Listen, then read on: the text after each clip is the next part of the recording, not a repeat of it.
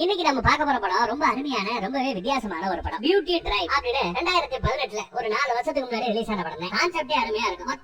மொத்த பொண்ணுங்க கூட்டத்துக்கு மத்தியில மாட்டிக்கிறேன். அதுவும் எப்பேற்பட்ட ஊர் தெரியுமா? அந்த ஊர்ல ஆம்பளை எல்லாத்தையும் அடிமையா தான் நடத்துவாங்க. ஆடுமான வளர்க்குற மாதிரி தான் ஆம்பளை தான் வளர்ப்பாங்க. அவங்க மூலமா குழந்தை பெற்றுப்பாங்க. என்னைக்கு குழந்தை பிறக்குதோ அன்னைக்கு அந்த குழந்தைய பெத்த உடம்புக்காரி குழந்தைய உண்டாக்குன அந்த ஆம்பளைய வெட்டி சமைச்சு சாப்பிடுவாங்க. இது அந்த ஊர் ஐதீகம். இப்பேற்பட்ட இடத்துல நம்ம ஹீரோ மாட்டி என்ன பஞ்சாயத்து பட போறா அப்படிங்கறத பொறுத்து வந்து பார்ப்போம். இந்த படத்தோட ஸ்டார்டிங் சீன்ல நம்ம ஹீரோ பேல காட்டுறாங்க. அவங்க ஒரு பக்கா பிளேபாய், ஏகப்பட்ட பொண்ணுங்களோட கான்டாக்ட் வச்சிருக்கான். லவ்ங்கிற பேர்ல ஒவ்வொரு நாளும் ஒவ்வொரு பொண்ணு வீட்டுல லூட்டி அடிக்கிறான். செலவுக்கு அந்த பொண்ணுங்க கிட்டயே காசை கறந்துடுறான். இப்படியே வாழ்ந்து போயிட்டு இருக்கிறப்போ ஒரு நாள் இவனோட வண்டவாளம் தண்டவாளம் ஏறிடுது. இவன் ஏமாத்திட்டு இருந்த பொண்ணுங்கள்ல ஒரு 4 பேரு ஒரே ஃப்ரெண்ட்ஸ் குரூப் போல. அவங்களுக்கு நம்ம எல்லாம் ஒருத்தன் தான் ஏமாத்திட்டு இருக்கான் அப்படின்ற மேட்டர் தெரிஞ்சு போயிடுது. உடனே அவனை பழிவாங்க பிளான் பண்ணி ஒரு இடத்துக்கு வர வைக்கிறாங்க. வந்தவன் மண்டையிலேயே கட்டையால் அடிச்சு ட்ரெஸ் எல்லாம் உருவிட்டு ஒரு பாலைவனத்துல தூக்கி போட்டாரு. ஏகபோகமா வாழ்ந்துகிட்டு இருந்த நம்ம ஹீரோ இப்படி ஒரே நாள்ல மொட்டை பாலைவனத்துல வந்து மாட்டிக்கிறான். போக வழி தெரியாம ஒத்த பட்டாப்பட்டி டிராயரோட அந்த பாலைவனத்தை சுத்தி வரா. குடிக்க ஒரு வாய் தண்ணி கிடைக்காம புத்தி பேதலிச்சு திரியிறான். அப்ப அந்த பாலைவனத்துல வாழ்ற ஒரு பழகிட குரூப்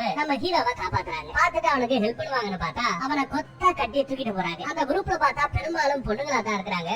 அவங்க ஊர்ல பார்த்தோம்னா கொஞ்சம் ஆம்பளை தான் இருக்காங்க. அந்த ஆம்பளைகளும் வெறுமனே அடிமைகள் தான். பொண்ணுங்க தான் அங்க பொண்ணுங்க தலைமையில தான் ஆட்சியே அங்க நடக்குது. மத்த ஆளுகளை போல ஹீரோக்கு அங்க மரியாதை கிடைக்கல. அவன் தவிச்ச வாய்க்கு தண்ணி கூட தராங்க ஆள் இல்ல. ஆடு மாடு மாதிரி அவனை ஒரு கொட்டையில தள்ளி பூட்டி வச்சிருக்காங்க. அவன மாதிரியே இன்னும் நிறைய பசங்க கூண்டுல அடைக்கப்பட்டிருக்காங்க. அவங்கள தவிர அங்க ப்ரொஃபசர் அப்படிங்கிற பேர்ல ஒருத்தன் ரொம்ப ஃப்ரீயா சுத்திட்டு தெரியல. அவனை பார்த்தா கொஞ்சம் படிச்ச ஆள் மாதிரியே தெரியுது. கொஞ்சம் படிச்சிருப்பான் போல. அவன்கிட்ட பேசி இது என்ன மாதிரி இடம்னு நம்ம ஹீரோ தெரிஞ்சுக்க முயற்சி பண்றான். ஆனா அதுக்கான அந்த நேரம் மட்டும் தான் கூடி வரல. அன்னைக்கு ராத்திரி ஏதோ பலி பூஜைக்கு ப்ரிப்பேர் பண்றாங்க. அதுக்காக அடைக்கப்பட்டிருந்த பசங்கள்ல சில பேர் அந்த ஊரு பொண்ணுங்க பூஜை நடக்கிற இடத்துக்கு கூட்டிட்டு போறாங்க. அங்க நம்ம ராணி வர அவ ஒரு பேயாட்டம் ஆடுறா.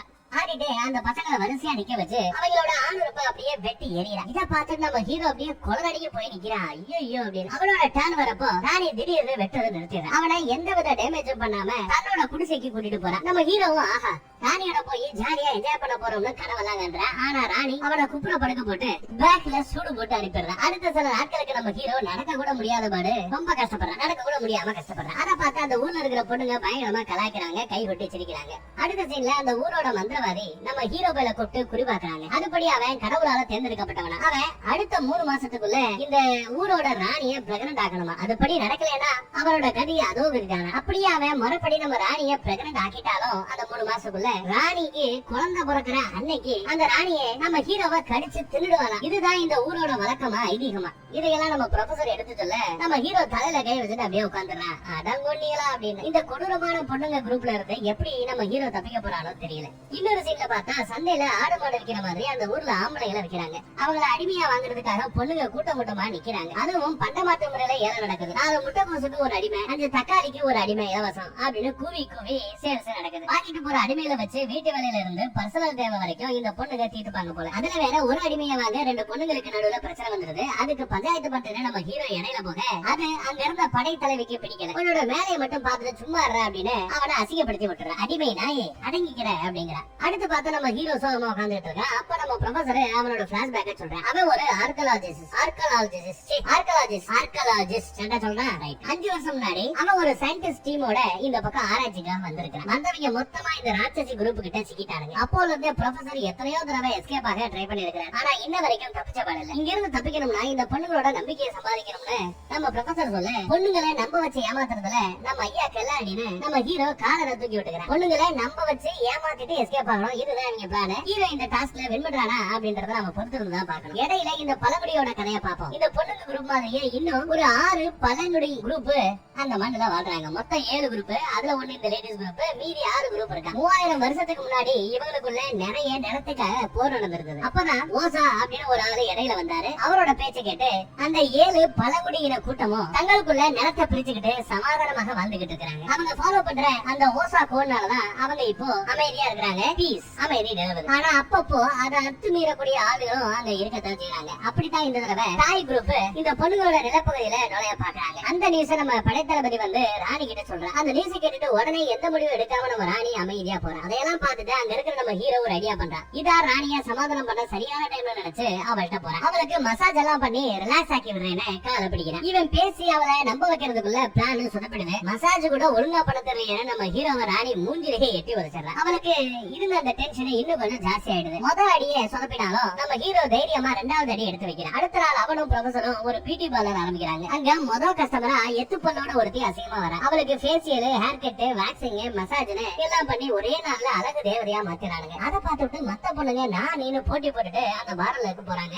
மத்த பொண்ணுங்களை வலிக்கு கொண்டு வந்த மாதிரி நம்ம ராணியை ஈஸியா கவுக்க நம்ம ஹீரோவால முடியல. அதுக்காக நம்ம ஹீரோ அவன் கையாலேயே வெரைட்டியா சமைச்சு டின்னர் ரெடி பண்றான். அதுவும் கேண்டில் லைட்ஸ் பிளஸ் மியூசிக்கோட நம்ம ராணியும் டின்னர் சாப்பிட உட்கார இவன் அவளை பார்த்து கவிதையா சொல்றான். அவளை பார்த்து ப்ரொபோஸ் பண்ணி ஒரு என்கேஜ்மெண்ட் ரிங்கையும் நீட்டுறான். அதை பார்த்துட்டு நம்ம ராணி ரொம்ப சிம்பிளா எனக்கு நீ சொல்ற அந்த லவ்னா என்னன்னே தெரியாது, நீ என்னைக்குமே எனக்கு ஒரு அடிமைதான், அத மனசுல வச்சுக்கோன்னு சொல்லிடுறான். அந்த டைம்ல வெளியில ஒரே கூச்சலும் குழப்பமா இருக்கு. என்னன்னு பார்த்தா அந்த ஊர்ல இருக்கிற ஒரு சின்ன பொண்ணு கிணத்துல விழுந்துட்டாங்க. அவளை மத்தவங்க பார்த்து எப்படியோ வெளியில தூக்கிட்டாங்க. ஆனாலும் அவன் மூச்சு விடாம கிடக்க நம்ம ஹீரோ தான் முதலுதவி பண்ணி காப்பாத்தி விட்டுறான். அவன் பண்ண நல்ல காரியத்துல நம்ம ராணி லைட்டா இம்ப்ரெஸ் ஆயிடுறான். எப்பவும் கட்டாந்தரையில படுக்கிறவன அன்னைக்கு ராத்திரி பஞ்சு மத்தையில படுக்க சொல்றான். சின்ன பொண்ணோட உசுரை காப்பாத்துறதுனால ஊருக்குள்ள அவனுக்கு மாலை போட்டு மரியாதை பண்றாங்க. இந்த மாதிரி நேரத்துல டாய் குரூப்போட அட்டூழியம் வேற அதிகமாயிட்டே வருது. அவனுக்கு இருக்கிற பக்கம் என்ன ஏதுன்னு ஒரு எட்டு போய் பாத்துட்டு வந்துடலாம்னு நம்ம ராணி முடிவெடுக்கிறாங்க. அன்னைக்கு ராத்திரி தான் நம்ம ஹீரோவும் ப்ரொஃபஸரும் ஊரை விட்டு ஓட பிளான் போட்டிருக்கானுங்க. அதே நேரம் அங்க ரொம்ப நாள் அடிமையா இருந்த ஒரு கிழமை அந்த ஊரை பழிவாங்கிறதுக்கு குடிதண்ணி கிணத்துல விஷத்தை கலந்து விட்டுறான். அதை யாருமே கவனிக்காம விட்டுறாங்க. அடுத்த நாள் நம்ம ராணி குதிரை ஏறி எல்லை பக்கம் போறான். அப்ப அந்த டாய் குரூப் எதிர்பாராத விதமா அட்டாக் பண்ணவும் ராணி வேற வழி இல்லாம பின்வாங்குறான். அப்படி பின்வாங்கும் போதே ராணிக்கு அடிபட்டுருது. அவரோட வீராங்கனைகள் ஆளுக்கு ஒரு பக்கம் செதறி ஓடிடுறாங்க. நம்ம ஹீரோ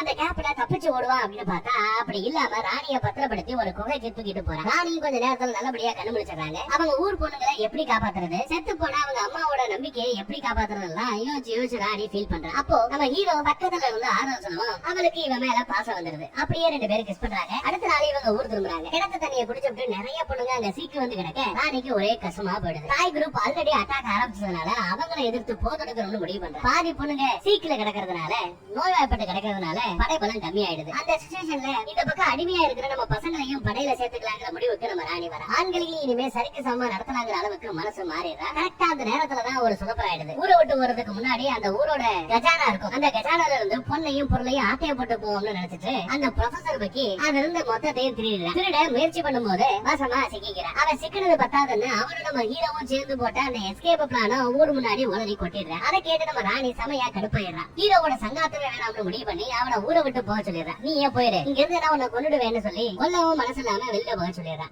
ஊரையே விட்டு ஓடி போக சொல்றான். என்ன இவங்களே கிளம்ப சொல்லிட்டாங்களே அப்படின்னு நம்ம ப்ரொஃபசருக்கு ஒரே குஷி ஆயிடுது. ஆனா நம்ம ஹீரோக்கு தான் ராணியை பிரிஞ்சு போக மனசே இல்ல. இவனுங்க வெளியில போற அதே நேரம் டாய் குரூப் ஊருக்குள்ள நுழைஞ்சிடுது. காட்டு பிராணிங்க மாதிரி இருக்கிறவனுங்க இங்க உடம்பு முடியாம கிடக்கிற அந்த பொண்ணுகள் எல்லாத்தையும் குண்டு கட்ட அப்படியே தூக்குறானுங்க. கொடூரமா தாக்குதல் நடத்துறானுங்க. போதிய ஆள்பலம் இல்லாம ராணியோட படம் மண்ணை கவிடுது. டாய் குரூப் அந்த ஊரை கைப்பற்றிடுறாங்க.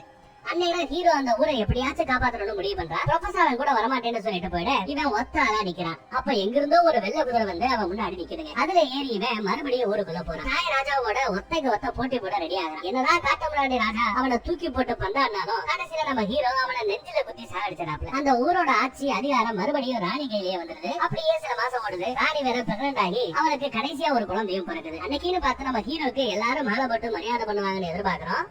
ஆனா அந்த ஊரு பொண்ணுங்க பலி கொடுக்கிற ஆடு மாதிரி அவனை ஓரமா கட்டி போட்டுருக்காங்க. அவன் என்னதான் இந்த ஊரை காப்பாத்தி இருந்தாலும் அவ்வளவுதான் மரியாதை போல. அந்த ஊரோட பழைய சம்பிரதாயங்கள் பழைய சடங்குகளுக்கு தான் அங்க மரியாதை போல. அடுத்தது யார் மூலமா குழந்தை பிறகுதோ அந்த சம்பந்தப்பட்ட ஆளை குழந்தை பெற்ற அந்த பச்சை உடம்புக்காரி வெட்டி சமைச்சு சாப்பிடணுங்கிறது தான் அவங்க ஊரு ஐதீகம், அவங்க ஊரு கலாச்சாரம், சடங்கு, சம்பிரதாயம் எல்லாம். அப்போ நம்ம ஹீரோ கரியாரானா இல்ல நம்ம ஹீரோக்கு மலர்மலையெல்லாம் போட்டு மணிமகுடத்தை சூட்டி ராஜாவாக்க போறாங்களா அப்படிங்கிற எதையுமே காமிக்காம படத்தை முடிச்சிடறானுங்க. ஆனா கட்டி போட்டுருக்க அந்த ஸ்டைல வச்சு பார்த்தா கண்டிப்பா நம்ம பையன் சட்னி தான் அப்படின்னு தெரிய வருது. வேற ஒரு நல்ல படத்துல மறுபடியும் சந்திப்போம். தேங்க்யூ.